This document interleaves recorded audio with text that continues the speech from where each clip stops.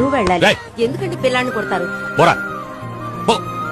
వెళ్తాడండి. గారం చేసి చెడగొట్టరు. అమ్మా నాకు సైకిల్ కొనిస్తావమ్మా? రేయ్, ఎందుకు చదవకుండా ఊరు మీద తిరగడానిక? చెప్పు చిరిగిపోతుంది. ఏమండి? వద్దండి. నా మాట ఏమనుకుంటాడు వాడు? వద్దండి. నేను పూజ మీద చేసి ఫ్రెండ్లీగా సపోర్ట్ చేసే తండ్రిలా ఉంటావు అనుకున్నా. నా కోసం ఏం చేసావని నువ్వు నీ బాబుని అడిగావు.